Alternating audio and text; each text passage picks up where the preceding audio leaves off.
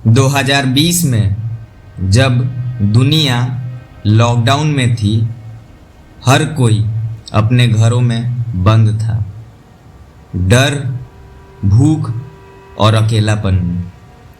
तब भी एक आदमी था जो हर गांव, हर गली तक पहुंच रहा था। ना उसके पास पीपीई किट थी, ना उसके पास छुट्टी का अधिकार, फिर भी वो राशन, दवाई, पेंशन, पैसा सब लोगों तक पहुंचाता रहा। उसका नाम था सुशील, एक ग्रामीण डाक सेवक। और आज 2025 में भी वही सुशील, वही जीडीएस हर दिन टूट रहा है, कभी टारगेट से, कभी ऑफिसर की धमकी से, तो कभी समाज की चुप्पी से।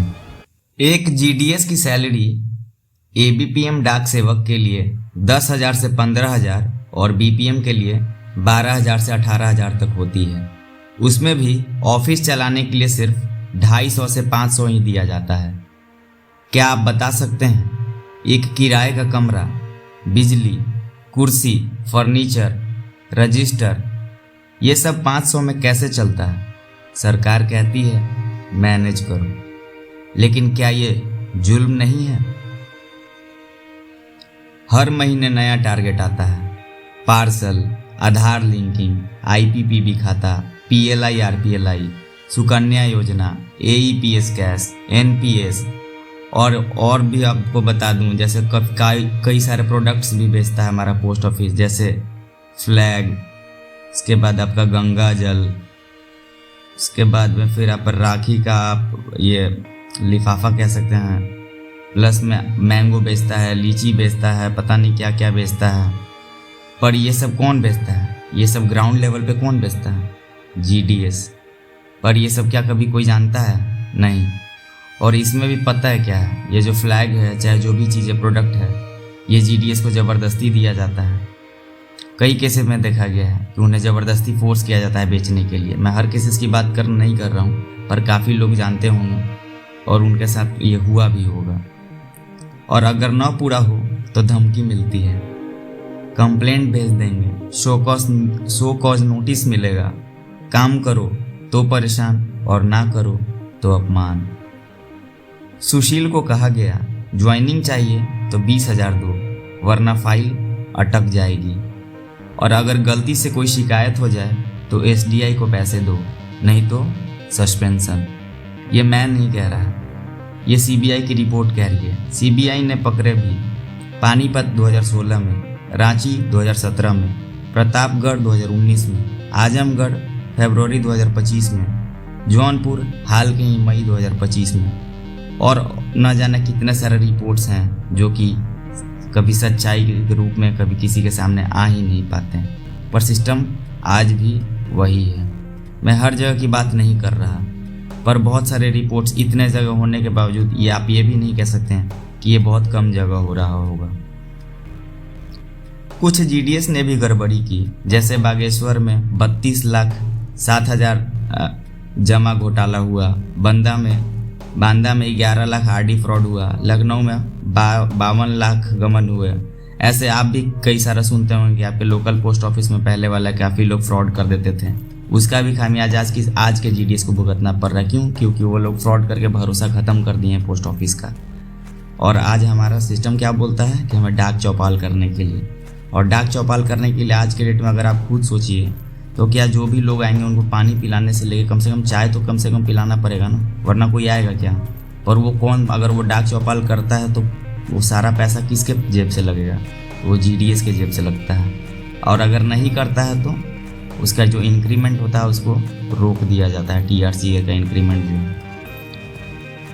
लेकिन पूरा सिस्टम दोषी है। क्योंकि न ईमानदार बच पाता है, न गुनहगार पकड़ा जाता है। कोई मेडिकल सुविधा नहीं है, कोई छुट्टी का भरोसा नहीं। हर हफ्ते 6 या कभी कभी जैसे राखी आ रहा है तो 7 दिन ड्यूटी करनी पड़ती है बिना कोई एक्स्ट्रा अलाउंस से। और उस पर से फ़ोन, टारगेट पूरा नहीं हुआ तो देख लेंगे, जीडीएस से ना इंसानी बर्ताव होता है ना इंसानी सोच। आपको जान के हैरानी होगी, जैसे आईपीपीबी 2022-23 में अपने आप को क्लेम किया था कि उसे नेट प्रॉफिट हुआ था 20 करोड़ रुपया का, और उसे अवार्ड भी मिला है बेस्ट पेमेंट बैंक अवार्ड। लेकिन आईपीपीबी को ग्राउंड लेवल तक कौन पहुंचाया? एक जीडीएस। आज आईपीपीबी लगभग 1.5 लाख पोस्ट ऑफिसेज में ऑपरेट होता है, उसको कौन करता है? जीडीएस। पर क्या अभी कभी इनको नाम आया? नहीं। उल्टा इनके वर्कलोड तक में इसे नहीं जोड़ा जाता। अगर आप महीने में 30 या 100 आईपीपीबी का भी खाता खोल देते हैं, फिर भी आपको ऊपर से टारगेट आएगा, आपको ये नोटिस, शोकॉज नोटिस आएगा कि आपने कोई काम नहीं किया। क्यों? क्योंकि आपके टारगेट में सिर्फ सुकन्या, टीडी, आरडी और एसबी ही जोड़ा जाएगा। बाकी सारे आपके जो हैं वो एक्स्ट्रा में होंगे। अगर ये आपने महीना में चारों नहीं किया तो मतलब आपके ने कोई काम नहीं किया। भले मैंने ऊपर जो इतने भी लिस्ट के सारे काम गिनवा दिए वो सारे कर लिए, लेकिन अगर ये नहीं किए तो आपका नेटवर्क क्या होगा? ज़ीरो होगा। जीडीएस को ना तो 7वें वेतन आयोग में शामिल किया गया, ना 8वें वेतन आयोग में शामिल करने की पुष्टि हुई, ना एचआरए, ना टीए और ना ही पेंशन जैसे लाभ।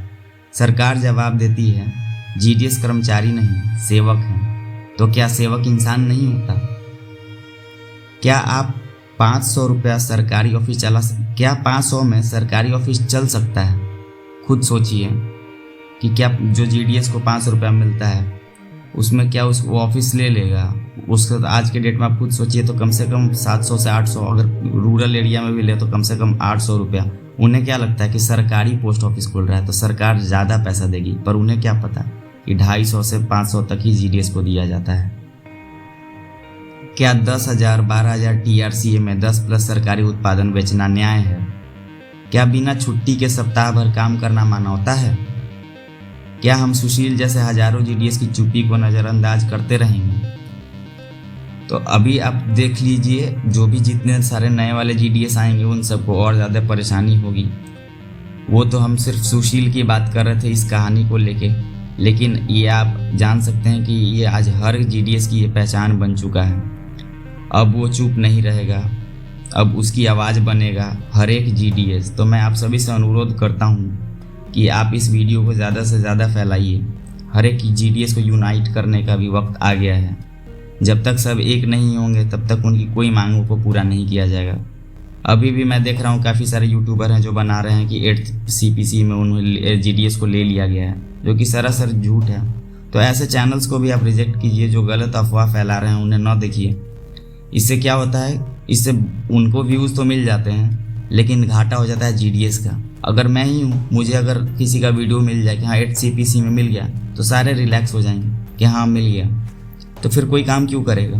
जब सब कोई को मिल ही गया तो कोई आज़ादी के लिए क्यों लड़ेगा, अपना डिमांड क्यों रखेगा? उससे तो लग रहा है कि हाँ डिमांड हमारा पूरा हो गया। इसीलिए झूठा अफवाह कोई भी यूट्यूबर ना फैलाएं। मैं उनसे भी गुजारिश करता हूँ, अगर व्यू के लिए ही बनाना है तो आप सही मुद्दा पे वीडियो बनाएं, आपको लोग ज़रूर सपोर्ट करेंगे। तो अगर आपको हमारा वीडियो अच्छा लगा तो हमारे वीडियो को लाइक कीजिए, चैनल को शेयर कीजिए और ज़्यादा से ज़्यादा सब्सक्राइब कीजिए। मैं हूँ द ब्रांच पोस्ट मास्टर और ये थी एक जीडीएस की सच्चाई जो दुनिया को दिखानी ज़रूरी है।